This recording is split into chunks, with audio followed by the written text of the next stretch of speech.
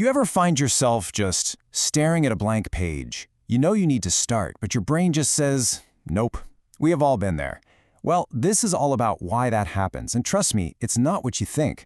We're going to dig into procrastination, not as some kind of personal failure, but as a survival instinct. I want you to let that sink in for just a second. Seriously. Because it's the foundation for everything we're about to talk about. You are not lazy.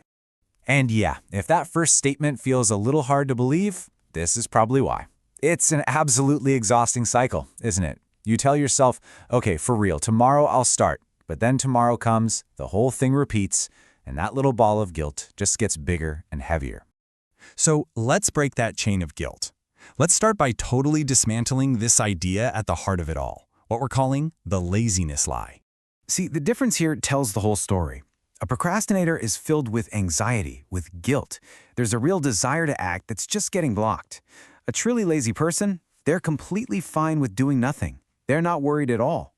You're worried because you want to do the thing. And that, right there, is the polar opposite of lazy. We have been framing this whole problem completely wrong. This is not a moral failing. It is a deep-seated protective instinct. And once you really get that, you can finally start working with your brain instead of constantly fighting against it. So, what is actually going on inside your head? Let's pull back the curtain and look at your brain's protection system in action. Think about it this way. Your brain is basically wired for two things, to save energy and to avoid threats. In a big, vague, difficult project, it triggers this system. Your brain sees the potential for failure, or even just burning a ton of energy, as a danger that needs to be avoided at all costs. And this all happens so fast, we barely even notice it. You sit down to do the work, your brain immediately flags it as a threat, and almost instantly, it serves up an escape route. Hey, check your phone. Go grab a snack. Anything but the thing you're supposed to be doing. Okay, so why are those distractions so ridiculously tempting? That brings us to the chemical side of the story, the fast dopamine trap. You know, people often call dopamine the happiness hormone, but that's not quite right. It's really all about motivation. It's the little chemical that points your brain toward the path of least resistance. It's whispering in your ear, hey, forget that hard report. Over here is a funny video that'll feel good right now. And here's the choice your brain is facing in that exact moment. On one side, you've got a tough task with a reward that's way off in the future. On the other, an easy distraction with a guaranteed little hit of pleasure right now. Especially when you're tired or stressed. Which way do you think your brain is going to go? It's not weakness, it's just biology. And this internal battle, this is exactly why that first step, the simple act of just getting started, can feel like trying to climb a mountain. And these are the roadblocks that just make your brain's resistance even stronger. I mean, if you're already running on empty, any new task is going to feel huge. And if that task is some big, vague thing like learn a language, your brain doesn't even know where to begin.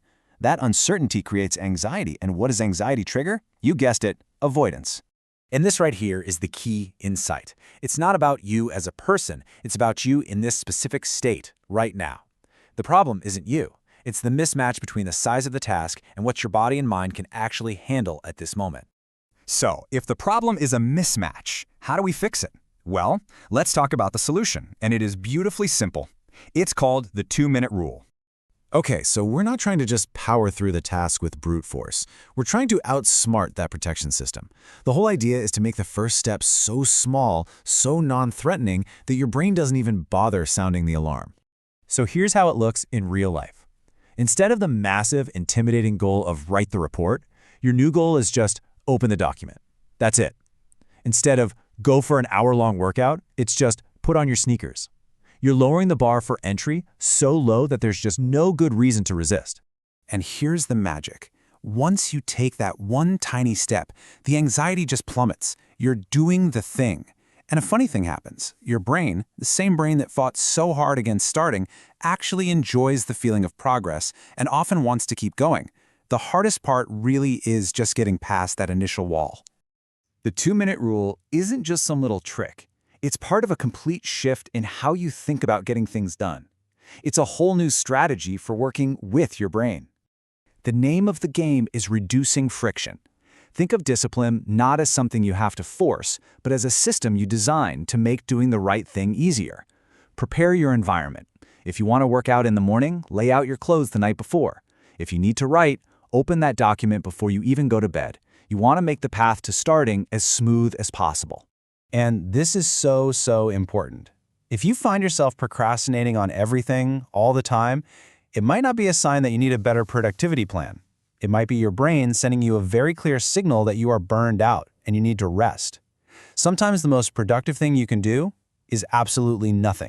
So instead of blaming yourself, get curious. Ask a different question. What's the real reason you're resisting? Is the task too big? Am I just exhausted? Am I afraid of making a mistake? Once you find the real reason, you can find a real solution. And that's the ultimate takeaway. You have enough willpower. What you might need is a better strategy, one that works with your biology, not against it. And the best news is, strategy is something anyone can change.